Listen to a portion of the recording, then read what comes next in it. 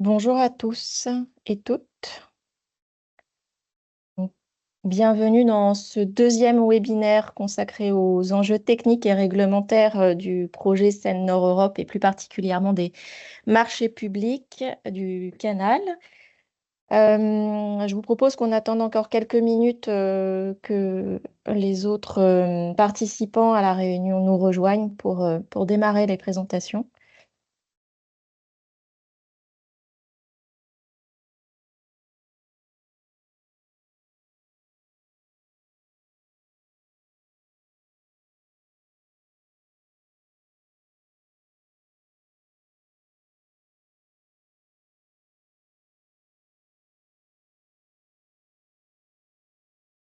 Et Barbara, on peut peut-être informer, comme pour les autres webinaires, que les webinaires sont enregistrés pour pouvoir être mis en ligne sur notre Oui, site. oui, tout à fait. J'attendais qu'on ait un petit peu plus de monde D'accord.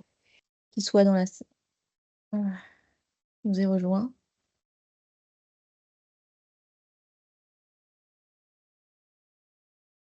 Bon, il est 35. Je propose qu'on y aille. Rebonjour à toutes et tous. Barbara Grisot, moi je suis directrice des marchés publics de la Société du Canal Seine Nord Europe. On se retrouve aujourd'hui pour un deuxième webinaire, donc comme j'indiquais, dédié aux enjeux techniques et réglementaires des marchés publics du Canal Seine Nord Europe. Comme vous le savez, nous avons engagé depuis quelques mois déjà une phase très importante de consultation, importante et dense de consultation relative au marché public euh, nécessaires à la réalisation du projet. Ces marchés comportent des enjeux techniques et réglementaires, alors pas exceptionnels, mais particuliers, qu'on avait à cœur de partager avec le plus grand nombre, d'où l'idée de ces webinaires. Alors, ce webinaire d'aujourd'hui fait suite à un premier webinaire auquel peut-être certains d'entre vous ont déjà participé. C'était un webinaire organisé le 24 septembre dernier qui portait sur trois thèmes, celui des découvertes fortuites, et notamment le risque pyrotechnique et découverte d'engins de guerre, la particularité liée aux prescriptions environnementales et particulièrement aux portées à connaissance, et puis la présentation de notre outil de traçabilité des terres. Ce webinaire aujourd'hui est consacré à deux nouveaux thèmes. Celui tout d'abord de la réception de nos marchés de travaux et celui de l'interface entre les principaux marchés. Vous allez avoir les deux présentations dans la foulée. Les présentations relatives à ces webinaires et les enregistrements, puisque comme le rappelait Gaëtan à l'instant, ces présentations sont enregistrées, sont mises sur notre site internet dans la rubrique marché public. Donc, vous pourrez regarder et retrouver toutes les informations, que ce soit directement sur le support de présentation ou en rebalayant l'enregistrement. Je vous propose peut-être que l'on démarre. Voilà, donc le rappel des échanges, bah, effectivement, c'est l'enregistrement et la mise en ligne. Alors, plus globalement, comme je l'indiquais déjà en préambule du webinaire du 24 septembre, nous avons engagé depuis 2021 déjà un important travail de discussion avec les fédérations représentatives des entreprises de travaux publics, FNTP, FRTP Hauts-de-France et syndicats des terrassiers de France. Dans le cadre de ces échanges, nous avons travaillé main dans la main sur un certain nombre de thématiques que l'on retrouve dans nos marchés publics, voilà, pour aboutir à un cadre contractuel équilibré pour toutes les parties prenantes. Nous avons publié les comptes rendus de ces échanges sur notre site internet et vous les retrouverez également à l'identique sur le site de la Fédération nationale des travaux publics, sur le site internet. Au cours de ces échanges, on avait commencé à aborder les sujets qui ont fait l'objet du webinaire du 24 septembre dernier et puis des deux thématiques qui vous seront aujourd'hui présentées. Comme il s'agit d'enjeux techniques un petit peu particuliers ou réglementaires particuliers, on souhaitait néanmoins pouvoir partager avec le plus grand nombre ces discussions et ces présentations, d'où ces webinaires. Alors, vous avez la possibilité, dans le fil qui est ouvert, de poser toutes vos questions. Alors, on pourra y répondre au fil de l'eau ou alors les regrouper à l'issue de chacune de ces deux présentations. Gaëtan, si tu peux passer à la slide suivante. Donc voilà, deux thèmes aujourd'hui, comme je l'indiquais. Première présentation relative à la réception des ouvrages, donc qui vous sera présenté par Benoît Deleu, directeur technique de la Société du Canal Seine-Nord Europe, et Louis Vive de CETEC Organisation, qui est notre assistant à maîtrise d'ouvrage conduite d'opération générale. Et la deuxième présentation portera sur les interfaces entre les marchés et elle vous sera présentée par Gaëtan Potier, directeur technique adjoint de la Société du Canal Seine-Nord Europe, Rémi Croix, maître d'œuvre du secteur 5, secteur 5 qui est celui réservé à toutes les écluses de la Société du Canal, et Olivier Kest, directeur de ce même secteur 5 pour la Société du Canal Seine-Nord Europe. Donc, je vous propose, si vous n'avez pas de questions à ce stade, et je ne crois pas qu'il y en ait dans le fil, que nous démarrions ce webinaire par le premier sujet relatif à la réception des ouvrages.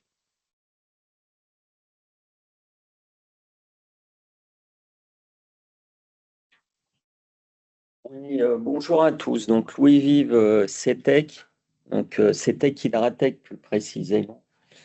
Je vais vous présenter les principes de la mise en eau initiale du canal Seine-Nord et auparavant le principe de découpage en barrage du canal Seine-Nord. Donc, classiquement, un bief, peut-être qu'on peut passer à la suivante. Un bief constitue un barrage usuellement, mais la réglementation permet de déroger à cette règle générale et d'avoir un bief constitué de plusieurs barrages. Ce découpage et ce principe de découpage a été soumis au service de l'État, mais je vais vous décrire un peu les principes du découpage. Donc, vous voyez la figure sur la diapositive qui vous représente un bief avec les endiguements latéraux, donc les traits rouges de part et d'autre du plan d'eau, et les écluses qui séparent chaque bief en gris. Les zones orangées sont les zones de déblai. Donc, on considère qu'on peut découper le bief en barrage à partir du moment où une zone de déblai continu permet de séparer différentes zones de remblai et qu'on n'a pas d'interaction hydraulique entre les différents barrages ainsi constitués. Donc là, sur l'exemple, par exemple, vous avez un premier tronçon AB et WX sur la partie aval. Si ce tronçon est de faible hauteur, il pourrait être non classé. Puis un tronçon CD, qui s'il est plus grand, sera classé en classe C, B ou A, la classe A étant la classe la plus importante. Et puis ensuite, sur le schéma, deux autres tronçons qui donc pourraient avoir, dans l'exemple qui est donné là, une classification en classe C. Donc, appliqué à l'escalier d'eau du canal Seine-Nord Europe, que vous voyez représenté ici. Donc, vous avez sur la partie gauche du schéma, vous avez l'ascensé sur la partie droite, donc au nord du canal, l'escalier d'eau qui monte à chaque écluse et tout en haut, vous avez ce qu'on appelle le bief de partage, le bief 5, qui est le tronçon le plus haut du canal. Si vous regardez le schéma de haut en bas, sur la première ligne, vous avez le découpage en secteurs.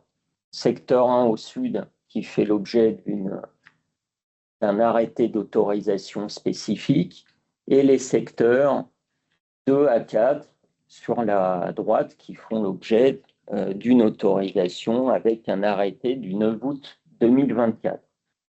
Avec les différents secteurs, donc secteur 2, le pont canal du PCS qui s'intercale entre le secteur 2 et le secteur 3, et puis au nord, le secteur 4.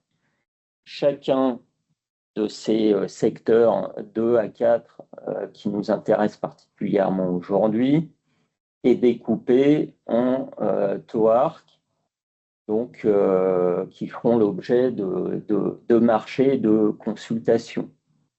Donc, 2 par grand secteur.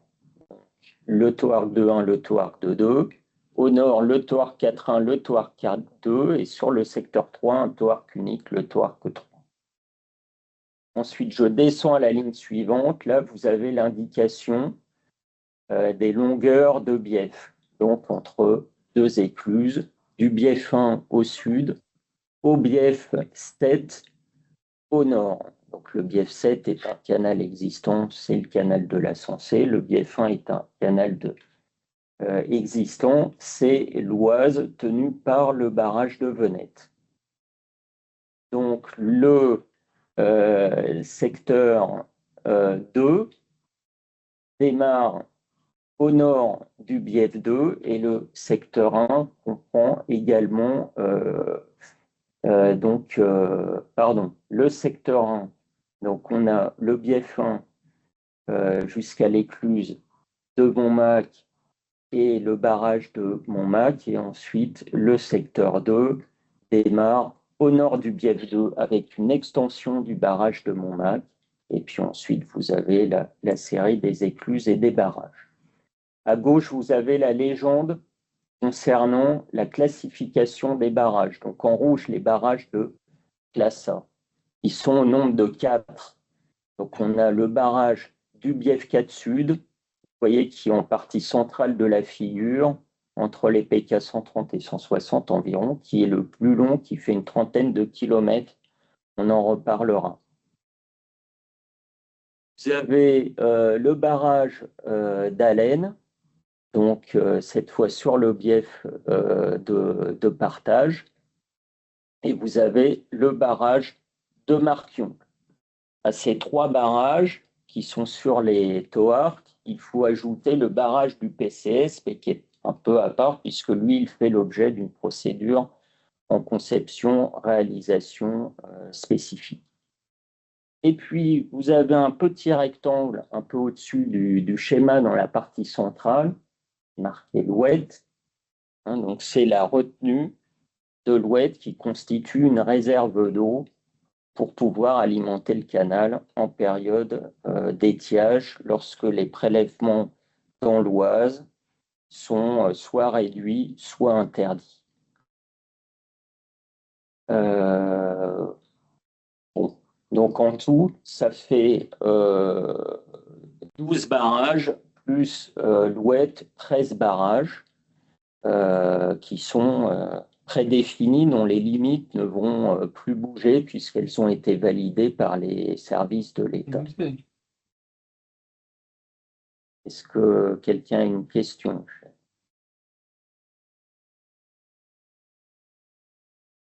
Peut-être que quelqu'un souhaitait intervenir. On va passer peut-être à la suivante.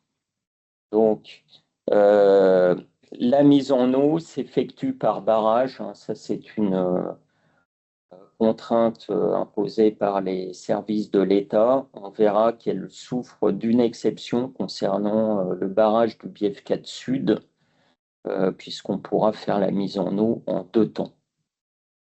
Elle nécessite une autorisation préfectorale. Donc, il y aura un dossier de demande de mise en eau préalablement à la mise en eau qui devrait être validé par le préfet.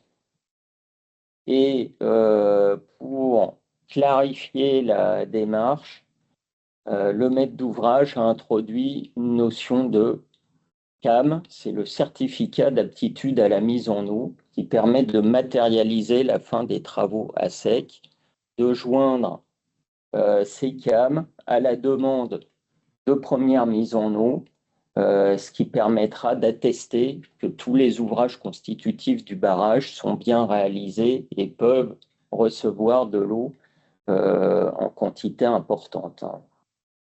Je rappelle que chaque barrage contient plusieurs mètres cubes, millions de mètres cubes d'eau, donc de 2 millions de mètres cubes pour le bief le plus petit, à près de 10 millions de mètres cubes pour le bief 4, qui est le plus grand.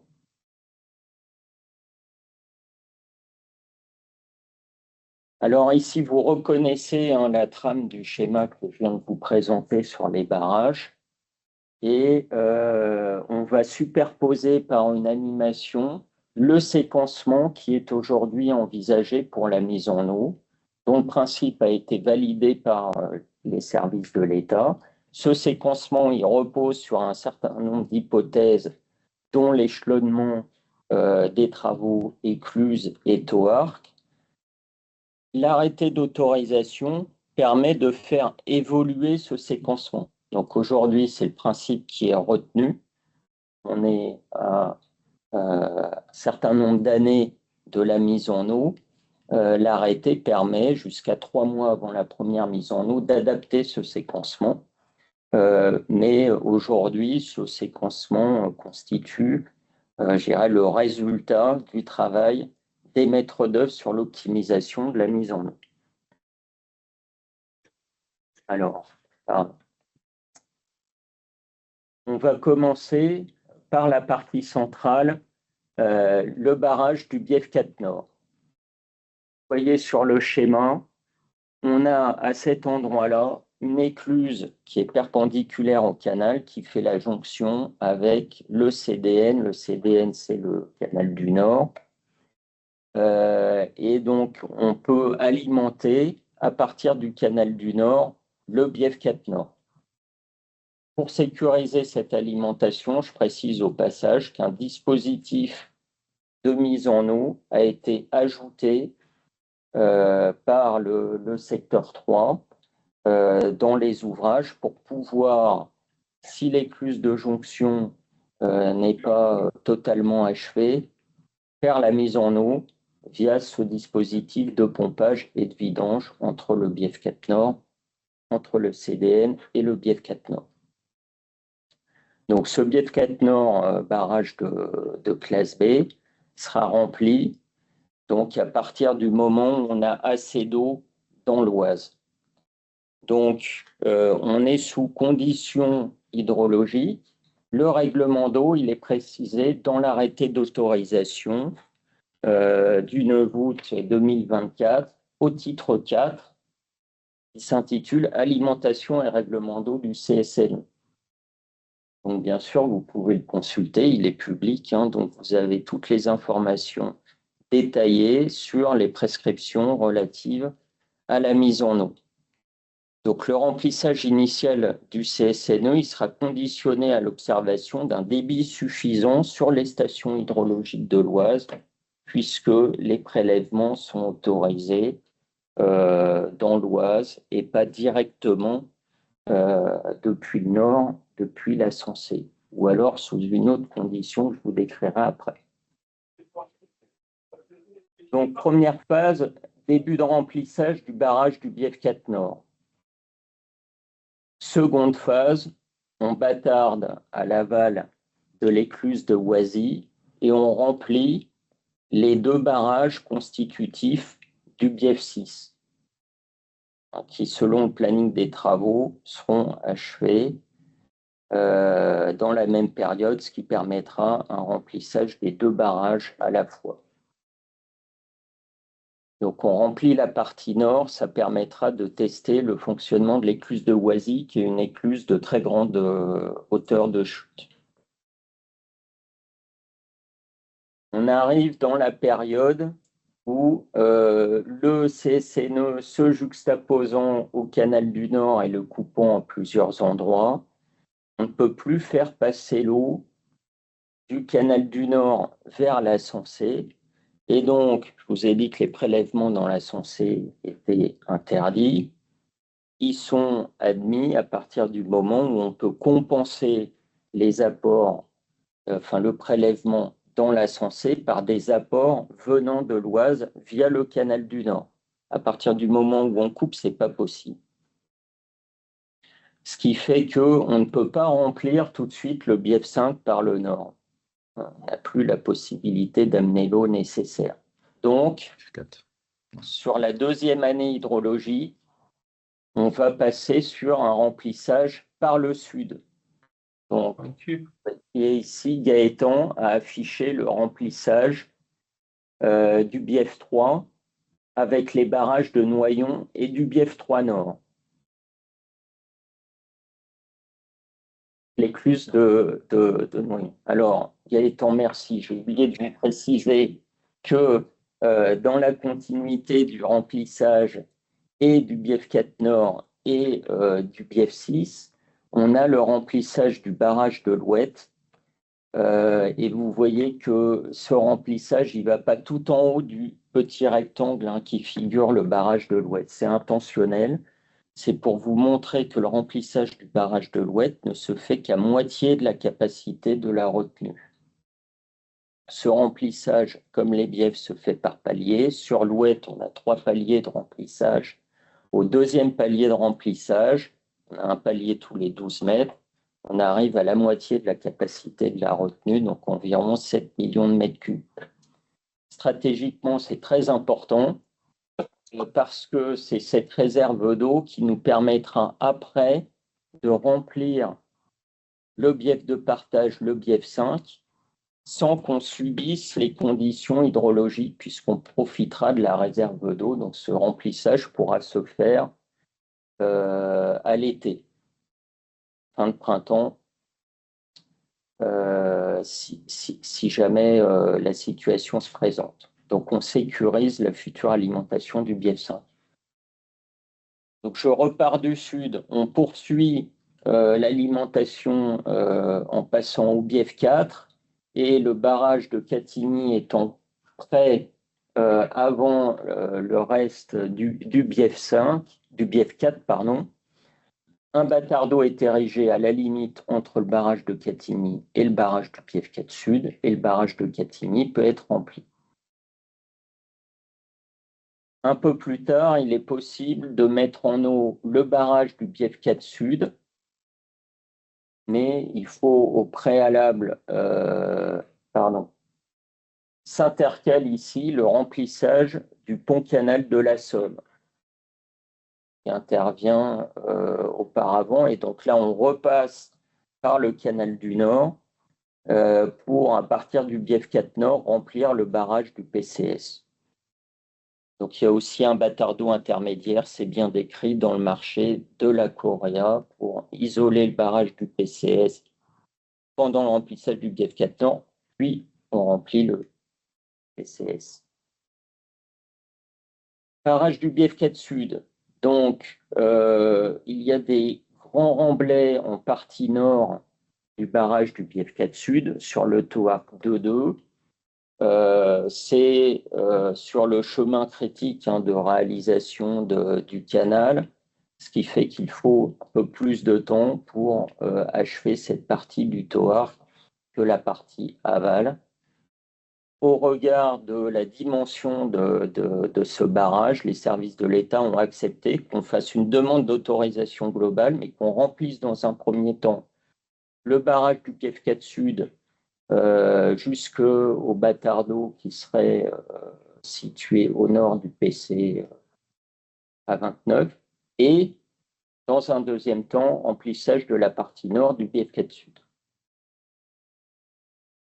On dispose de la réserve de l'Ouette, et là, on profite de cette réserve-là pour remplir le bief 5. Donc, le bief 5 est constitué de 3 barrages.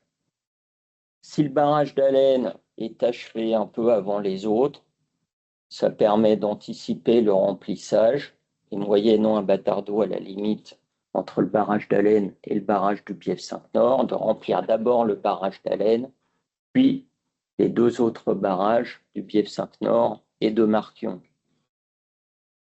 Si les TOARC 3 et TOARC 4.1 et 4.2 finissent dans cette zone suffisamment tôt pour que le remplissage puisse se faire d'un coup, il pourra être effectué en une seule fois, ce qui sera évidemment plus simple.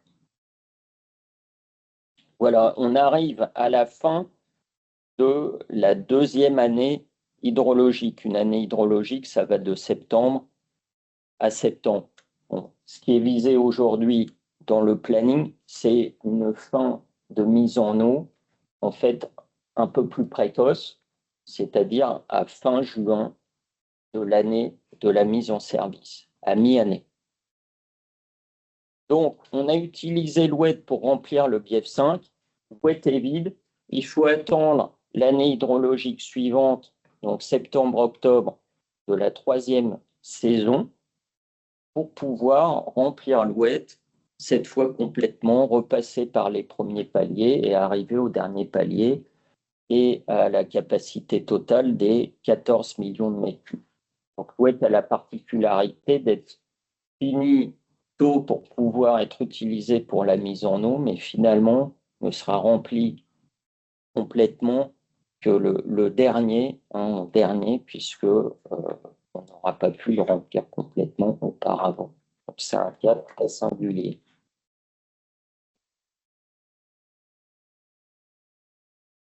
Pour les principes de la réception, je vais passer la parole à Benoît. Très bien, bonjour à tous. Benoît Deleu, je suis le directeur technique de la Société du Canal et donc je remercie Louis là, pour cette présentation vraiment très détaillée là, à la fois du découpage du canal en différents barrages et puis sur le séquencement de la mise en eau parce que vous comprenez cette notion de barrage et séquencement de la mise en eau, c'est très structurant pour la réception et la réception des ouvrages. Donc c'est très structurant et donc de sorte que effectivement les principes de la réception sont complètement calés par rapport au principe de mise en eau des barrages.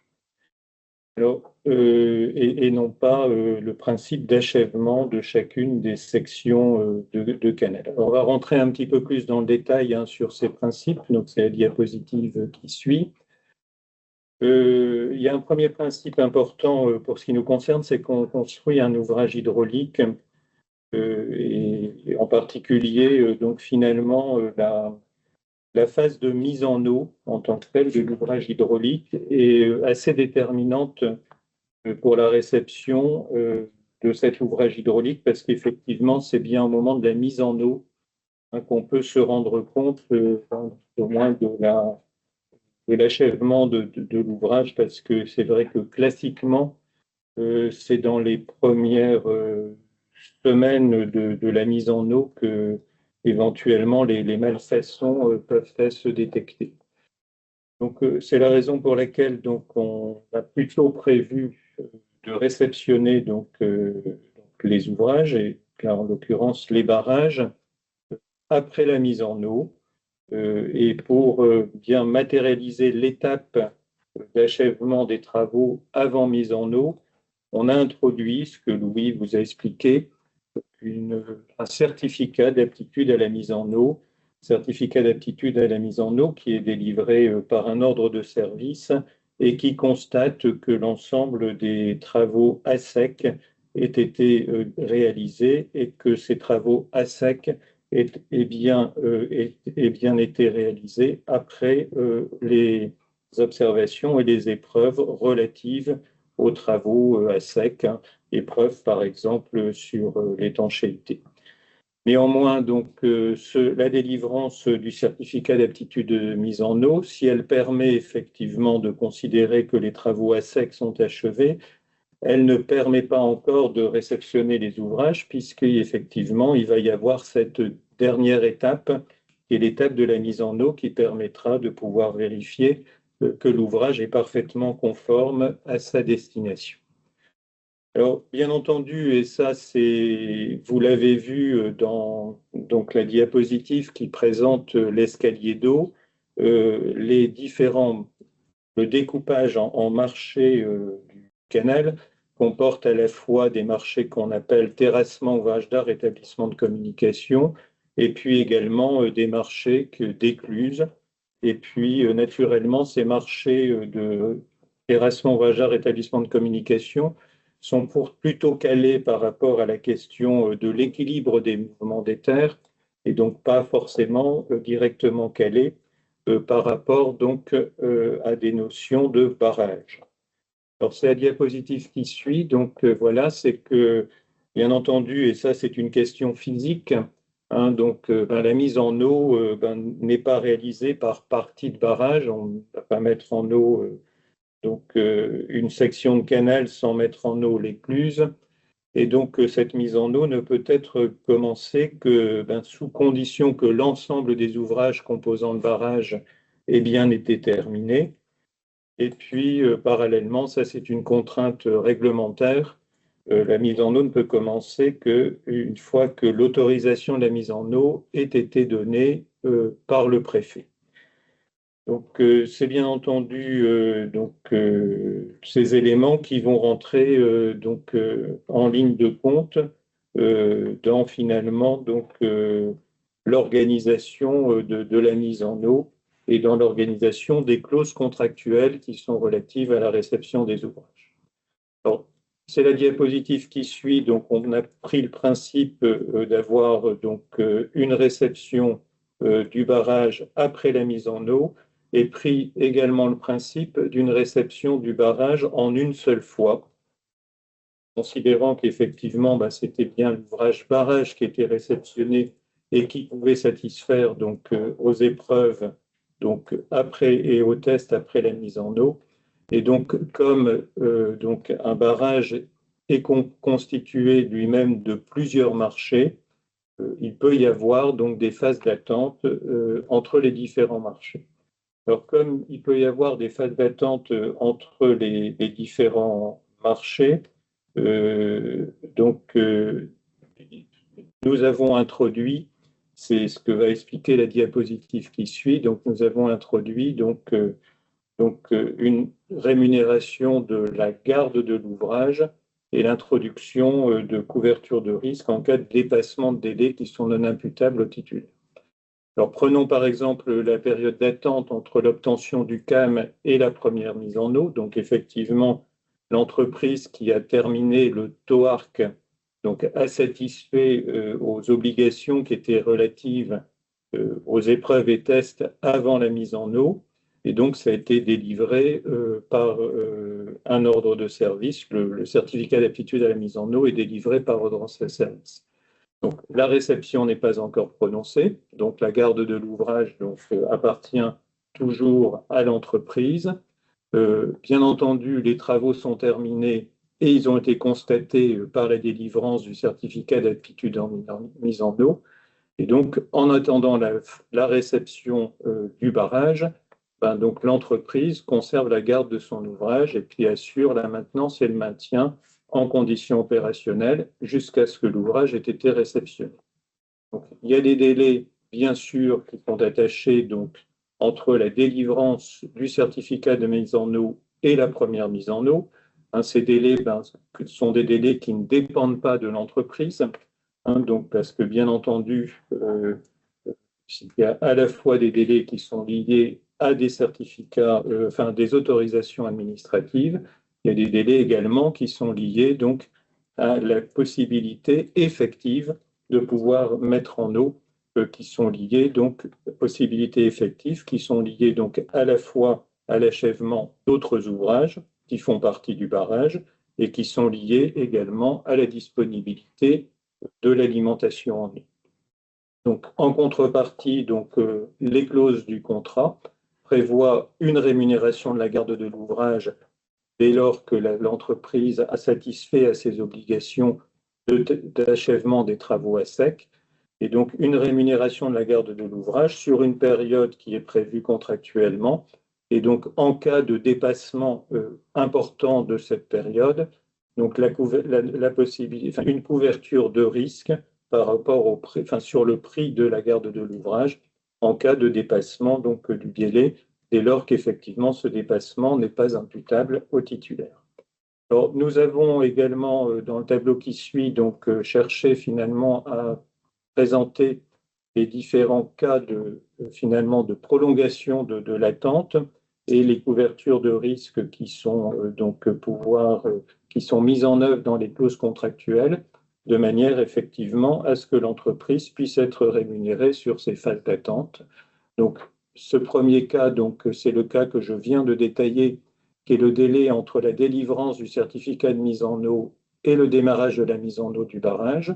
Donc, il y a un prix pour la garde de l'ouvrage, la suspension, la prolongation du délai d'exécution du marché en fonction effectivement des délais qui sont prévus par rapport au marché, enfin dans les clauses contractuelles du marché. Et puis, en cas de dépassement donc, du délai fixé contractuellement, une clause de revoyure. Bon, il y a d'autres cas, bien entendu, d'attente qui peuvent apparaître. Hein, donc, le cas qui suit, ben, c'est le délai entre le démarrage de la mise en eau et la fin de cette mise en eau. Lorsque ce délai est dépassé pour des raisons qui sont non imputables au titulaire, donc il y a une rémunération mensuelle de la garde de l'ouvrage. Et puis également, donc, un cas de dépassement possible, c'est le dépassement entre la fin des épreuves et essais en eau et la réception du barrage. Dépassement donc lié pour des raisons qui sont non imputables au titulaire, par exemple des dépassements qui sont liés donc au marché écluse, alors que le marché TOARC a satisfait à l'ensemble des épreuves et tests en eau, donc une rémunération mensuelle de la garde de l'ouvrage. Donc voilà sur le principe des barrages. Alors il y a également donc c'est des autres ouvrages. Donc on a essentiellement pu identifier pour les autres ouvrages donc la question des rétablissements routiers.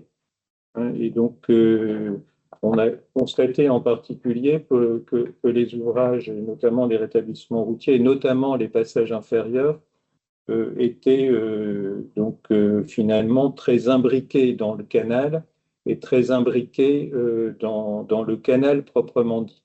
Et donc de sorte que ces ouvrages ne peuvent être finalement réceptionnés qu'après la mise en eau du canal. Donc d'une manière un peu générale, le principe que nous avons retenu pour les rétablissements routiers, c'est que l'ouverture à la circulation vaut prise de possession, mais la réception ne portera donc uniquement d'abord sur la voie de circulation et puis sur les équipements de sécurité, et qu'au final, hein, la structure de l'ouvrage, elle, ne sera réceptionnée qu'avec le barrage. Alors ensuite, donc, bien entendu, à la suite de la réception des barrages, ben, on retrouve, c'est la diapositive qui suit, hein, donc finalement, bien entendu, le transfert de la garde, un transfert de la garde donc, de l'entreprise à la Société du Canal. Et bien ensuite, et ça c'est très classique, hein, après la réception du barrage, on voit donc les clauses de garantie habituelles. Donc la garantie de parfait achèvement sur une durée d'1 an, les garanties de bon fonctionnement sur une durée de 2 ans, la garantie décennale, et puis quelques garanties contractuelles spécifiques, hein, le cas échéant, qui sont par exemple des garanties qui portent sur le système d'auscultation des ouvrages, qui sont portées à 2 ans, bien des garanties qui portent plus spécifiquement donc sur des équipements électromécaniques pour les écluses. Voilà, je vous ai présenté, bien entendu, dans les grandes lignes, les principes qui prévaut, hein, pour la réception. Hein, donc, on n'est pas sur une logique de réception par marché, pas sur une logique de réception de section de canal, mais bien une logique pas de réception par barrage, parce que finalement, donc, la réception est très liée à la mise en eau, et la mise en eau est elle-même complètement liée au barrage. Voilà, je vous remercie pour votre attention et on est à votre disposition pour le temps d'échange, les questions-réponses.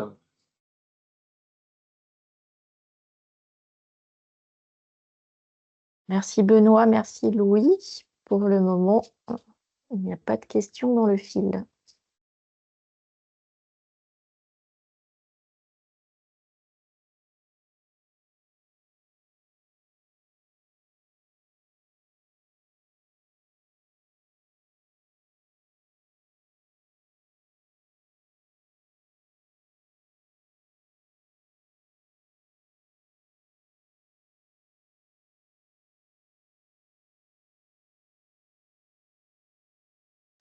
Bon, je pense qu'il n'y a pas de questions, Benoît. Donc, je propose dans ces conditions qu'on démarre le deuxième sujet relatif aux interfaces. Eh bien, merci de votre attention. Je passe la parole à Gaëtan, je pense. C'est ça. Dans la suite de ce qu'on vient de vous présenter, on va parler des interfaces marché. Donc, évidemment, on repart du synoptique que Louis vous a présenté en détail, hein. Et donc, sur ces synoptiques, on va positionner les interfaces principales auxquelles on va devoir faire face. Donc, on ne va pas rentrer dans les interfaces de chaque TOARC, évidemment, mais on va plutôt regarder les interfaces générales et globales qui concernent plusieurs marchés. Donc, les interfaces réseau qui peuvent concerner plusieurs marchés, les interfaces entre TOARC, retenue de Louette, les interfaces avec les MOA tiers, puisqu'on a quand même un certain nombre de MOA tiers qui traversent le canal, donc la SNCF, RTE, Natran, SANEF. On a aussi, on fait le canal pour les ports intérieurs, hein, donc l'inland port, et puis les quais céréaliers, nous on a 2 quais céréaliers. On détaillera un peu plus les interfaces écluses-TOARC, puisque là il y a un allotissement qui est bien spécifique, et c'est Rémi Croix qui exposera ce point-là. Et puis on reprécisera l'administration des interfaces dans les contrats prévus par les maîtres d'œuvre.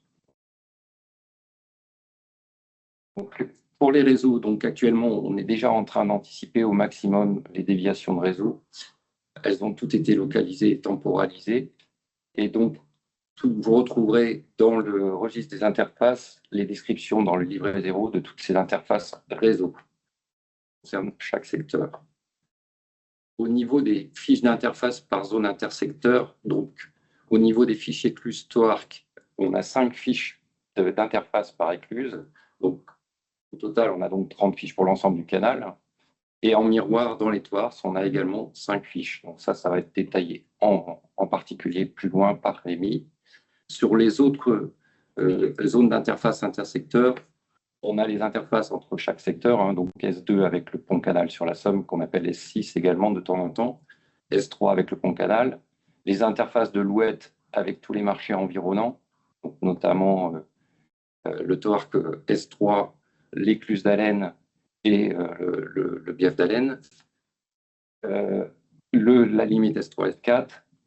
Au nord, on a également un démonstrateur qui avait été construit dans l'avant-port aval de Marquion. Et puis, on a la coupure du canal du Nord au niveau à plusieurs niveaux, hein, donc au niveau du secteur 3 et au niveau du secteur 4. Donc, on a symbolisé toutes ces zones d'interface principales sur le synoptique. Donc, vous voyez qu'on en a 12 au niveau des interfaces intersecteurs. Donc, on a aussi simulé les interfaces entre TOARC. Donc là, de 1 à 6, ce sont les intersecteurs et éventuellement les intermarchés TOARC principaux. Donc, la première, c'est entre le secteur 1 et le secteur 2. Deuxième, entre les 2 TOARC du secteur 2. La troisième avec le PCS. La quatrième avec le PCS et le secteur 3. La cinquième entre le secteur 3 et le secteur 4. Et la sixième entre les 2 TOARC du secteur 4. Et ensuite, celles du dessous sont celles avec les interfaces entre écluses. Donc, on a l'écluse de Noyon, l'écluse de Catigny, l'écluse de Jonction, qui a aussi des interfaces avec Louette pour les pompages, ce qu'a expliqué Louis tout à l'heure. L'écluse d'Allen, il y a également Louette, également une connexion avec le bief d'Allen pour remplir le bief 5. Donc, il y a aussi une interface de ce côté-là. Et ensuite, l'écluse de Marquion et enfin l'écluse de Boissy. Donc ça, c'est les zones d'interface intersecteur. Ensuite, pour les zones d'interface avec les MOA tiers, on identifie 11 grosses interfaces. Donc, on a les ports intérieurs et les quais céréaliers. Donc, on a 4 ports intérieurs. Le port intérieur de Noyon, qui est le numéro 1. Le port intérieur de Nesle, qui est le plus complexe en termes de superficie et d'interface, puisque là, on a également SNCF et Natran qui passent dans ce point-là. On a le troisième port intérieur qui est celui de Péronne, où il y aura le centre de maintenance du CSNE qui sera installé par le secteur 5. Et ensuite, on a le port intérieur de Marquion, qui est important aussi, puisqu'il y aura des prélèvements de matériaux pour l'écluse de Marquion sur ce port intérieur. Et enfin, donc, on a 2 quais céréaliers, donc le quai de Languevoisin, sur lequel il y a déjà une coopérative Noriap et sur lequel est prévue l'installation d'un industriel qui fabriquera des engrais, Fertigui. Il n'est pas encore installé, hein, c'est un projet qui est en cours. Et le quai d'Avrincourt qui est sur le secteur 4. Enfin, on a donc les réseaux tiers, enfin les prestataires tiers. Donc, on a 3 connexions, 3 passages avec SANEF, l'A29 dont on est maître d'ouvrage pour ce chantier, qui est sur S2. Sur S4, l'A2. Le chantier est en cours et c'est SANEF qui est maître d'ouvrage délégué sur cet ouvrage. Et le passage au-dessus de la 26, qui est aussi sur le TOARC S4. Là, ce sera un ouvrage route avec un remblai pour le canal. Et enfin, les 2 passages SNCF qui sont sur S2, la voie Creil-Gemont, qui est vraiment sur le bief 2, et la voie Amiens-Lan, qui passe au niveau du port intérieur de Nesle. Donc voilà les grosses interfaces avec les MOA tiers. Pour les interfaces entre TOARS, il y a la notion de sécurité hydraulique, hein, dont lui vous a parlé. Donc, c'est toujours le marché situé à l'aval du marché voisin qui doit se protéger des flux d'eau. Alors, effectivement, les biefs sont plats, mais quand on parle d'aval, c'est plutôt la descente d'eau des écluses, en fait. Donc, le secteur 2 doit se protéger du PCS, le PCS doit se protéger du secteur 3, et ainsi de suite. Et tout ce qui est raccordement d'étanchéité au niveau des intersections secteurs est bien précisé dans vos marchés avec qui doit faire la poutre de transition notamment. Au niveau des interfaces écluses TOARS S2 et S6, donc on a 5 écluses au gabarit CSNE, nous voyons Catigny-Allen, Marquion, Wadi, et une écluse de jonction avec le canal du Nord. Rémi, tu peux peut-être prendre la parole, puisque c'est ta partie.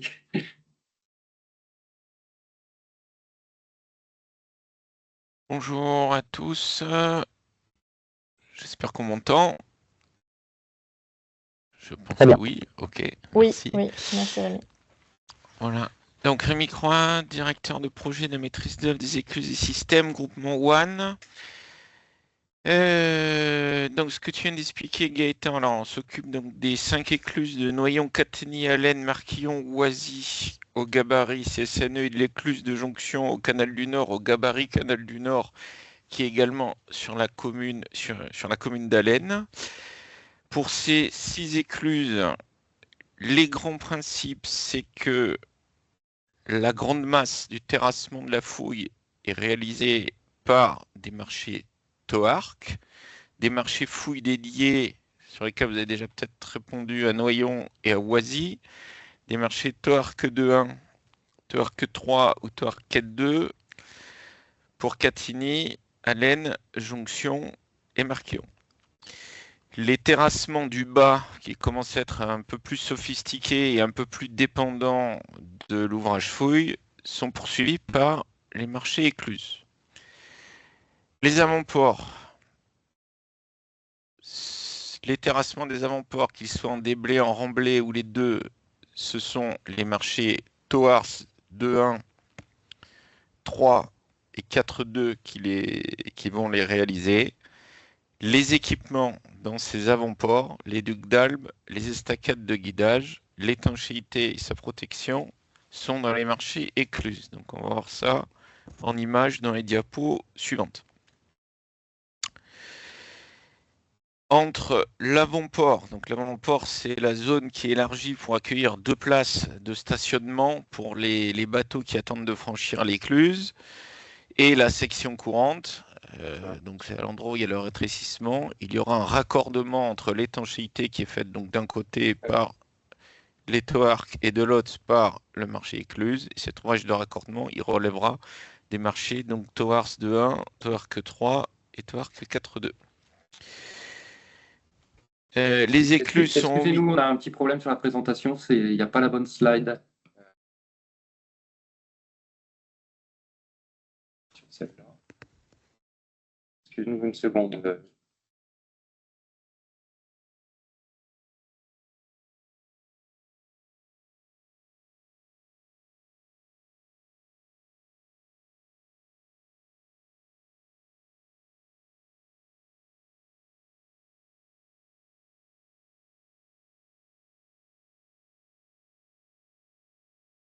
Je me suis rendu compte de rien, Gaëtan, mais bon, j'étais... C'était bon ou...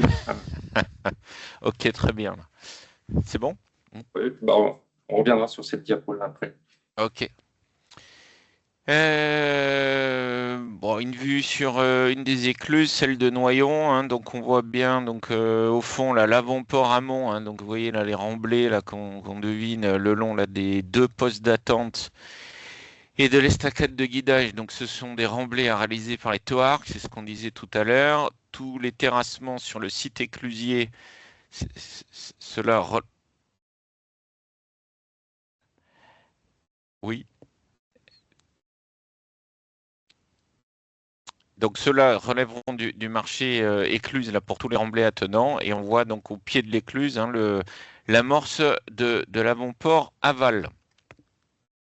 Alors allons-y, oui. Donc ce petit schéma, c'est ce qu'on vient déjà d'expliquer. Hein. Donc le petit rectangle biscornu de zone 1 représente l'écluse. Le rectangle élargi représente l'avant-port avec donc l'élargissement de la section courante pour ménager les deux postes d'attente. Et le rectangle de gauche représente la section courante. Ça identifie donc trois zones. Zone 1 où on est plutôt chez Écluse, zone 3 où on est clairement chez les marchés TOARC, et la zone 2 où il y a donc cette coactivité et ces interfaces. On le voit en plan et en long, schématiquement, juste en dessous.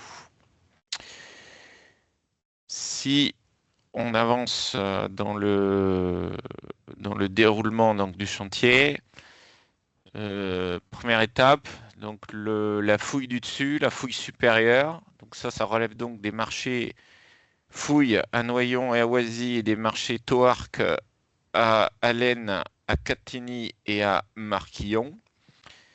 Ces terrassements ne descendent jamais sous le niveau de la nappe. Ensuite, donc, la deuxième étape, c'est de poursuivre ces fouilles ou de réaliser à Noyon et à Oisy quelques ouvrages de soutènement avec des ports moulés. Donc là, ça va relever de marché écluse. L'exemple qu'il y a sur ces diapos, c'est le cas du site de Marquillon, où il y a une fouille inférieure, donc réalisée par le marché B3 de l'écluse de Marquillon.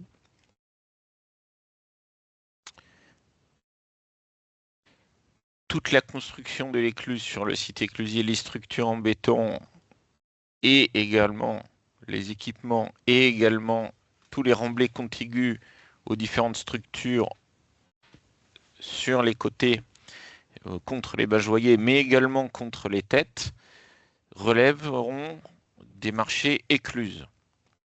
C'est ce qu'on devine là sur l'image du devant, hein, qui est la tête amont, hein, avec cette amorce de remblai qui relève donc du marché de l'écluse.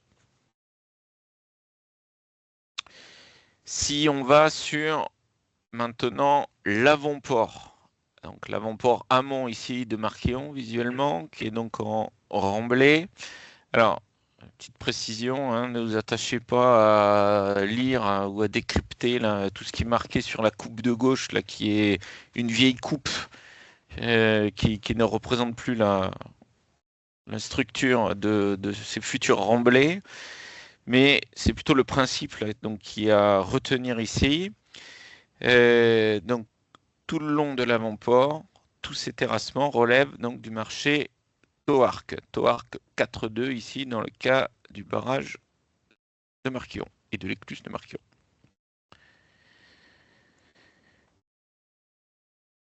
Si on zoome sur la zone de transition entre l'avant-port et l'écluse, image du haut.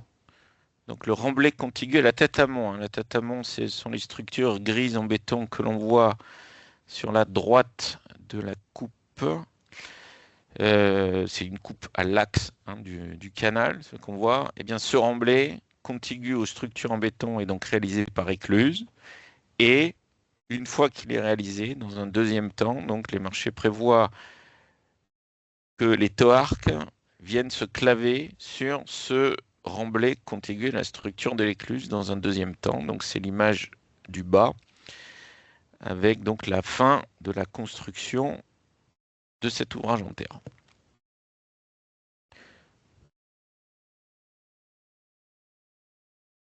La dernière étape, c'est ce que j'indiquais tout à l'heure. Donc, une fois que les terrassements sont terminés, alors c'est de nouveau au marché écluse d'intervenir dans l'avant-port.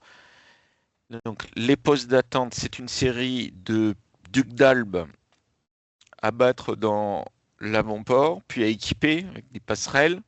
Ce sont les pieux des estacades de guidage qui vont guider le bateau pour qu'il rentre dans les 12,50 m de largeur du sas, de manière aisée.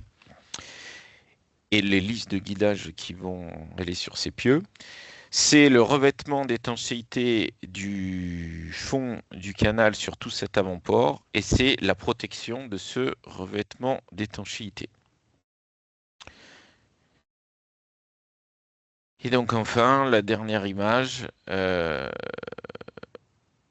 tout l'aménagement de surface et tous les remblais qui vont permettre de créer toutes les voies d'exploitation du site éclusier à l'intérieur des clôtures et jouxtant les clôtures de la zone qu'exploitera demain donc VNF, relève bien du marché écluse, les terrassements et puis après tout le verdissement, toutes les chaussées, tous les aménagements de VRD et de paysages de surface, d'engazonnement de surface.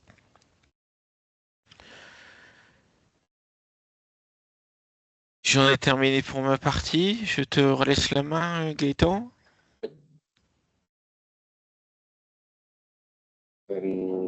Alors, ce ne sont pas forcément des interfaces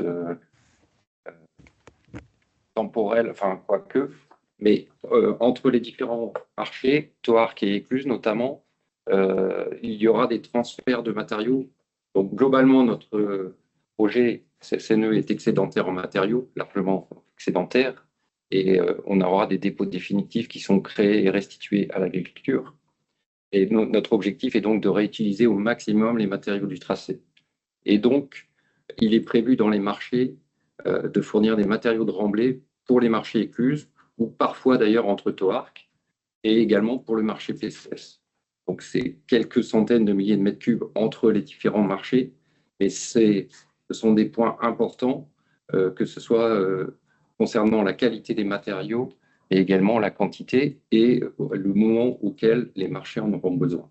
Donc, vous trouverez ces éléments dans les différents marchés. Au niveau de l'administration des interfaces, donc par les maîtres d'œuvre notamment, vous retrouverez toutes les prescriptions dans le livret CCTP numéro 1, notamment au chapitre 1. Et donc, en ce qui concerne la gestion des interfaces par le titulaire, donc c'est bien le titulaire qui est responsable, des interfaces internes au groupement sur son périmètre de travaux et qui doit mettre l'organisation classique que vous connaissez pour la bonne gestion de ces interfaces pendant toute la durée du chantier. Pour les interfaces externes avec les autres marchés, donc il y a les jalons qui seront précisés dans les marchés, dans le livret 0, et qui seront mis en miroir dans les autres marchés. Et donc, il y aura une gestion des interfaces externes organisée sous l'égide des maîtres d'œuvre concernés par les travaux et marchés de travaux. Et vous pouvez constater qu'il y aura également des interfaces intersecteurs. Et donc, la CSNE est en train de passer un marché d'OPCG pour ces interfaces intersecteurs et maîtres d'ouvrage tiers. Et donc, évidemment, votre participation en réunion d'interface est impérative. Et votre responsable d'interface participe aux réunions de coordination. Autre marché intéressant, les TOARS en termes d'interface. Donc, il y a les marchés de déboisement. Pour certains secteurs, on a déjà attribué certains marchés de déboisement, mais pas pour tous. Il y en a qui pourront éventuellement être concomitants avec le marché TOARC. Il y a également les marchés, les aménagements écologiques. Alors, il y a des parties anticipées, mais il y aura également des phasages, notamment pour les annexes hydrauliques. Enfin, il y a les marchés d'équipements linéaires. Quelques-uns de ces marchés sont des marchés de fourniture, notamment pour les aires de stationnement. Voilà pour les autres marchés qui concernent les interfaces.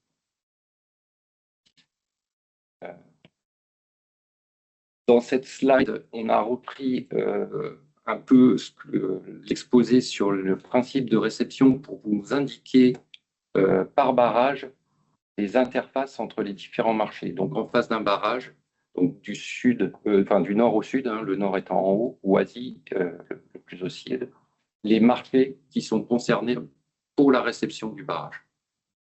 Donc vous voyez que sur un barrage, il peut y avoir un marché, c'est assez rare, mais c'est plutôt 2 marchés au minimum qui sont concernés pour la réception d'un barrage.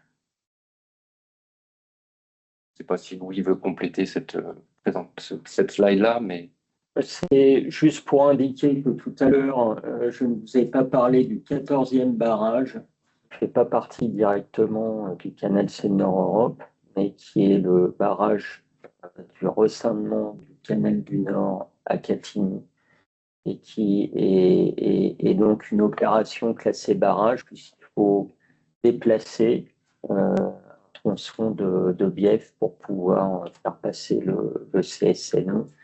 Donc, on a des obligations sécurité des ouvrages hydrauliques à respecter. C'est le 14e barrage qui est distinct du CSNE, mais qui entre dans la logique barrage dans son nom.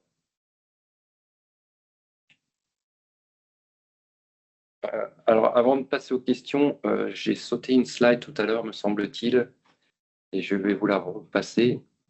Et concernant la gestion des quais et la gestion des pistes chantiers.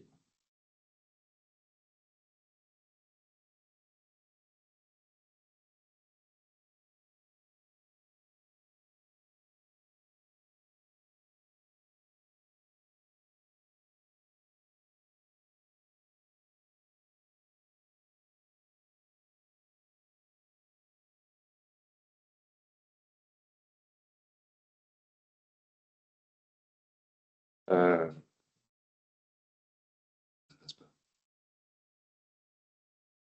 pas la slide.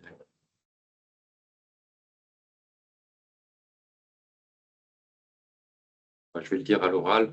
Donc, sur la gestion particulière des pistes de chantier, dans certains cas, les pistes de chantier pourront être partagées avec des carrefours communs et pourront être amenées à être déplacées dans le temps et dans l'espace. Ça, c'est précisé dans vos livrets 0 du DCE.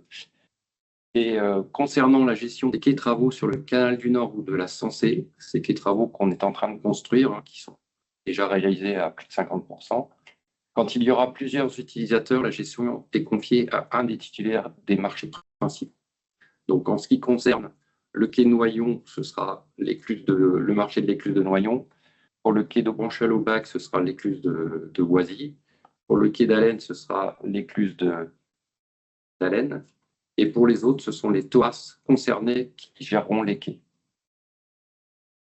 et qui seront chargés de cette gestion pour tous les marchés.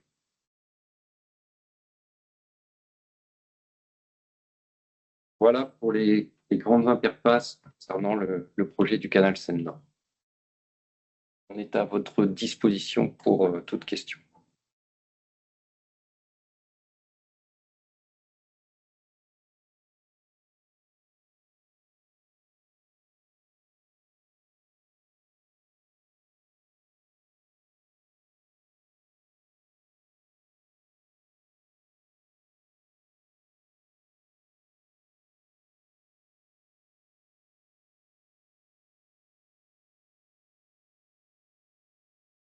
Barbara?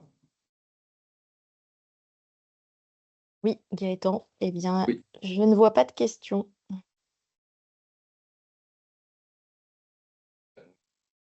Donc, la présentation enregistrée ainsi que le support seront mis en ligne dans les prochains jours sur le site internet de la Société du Canal.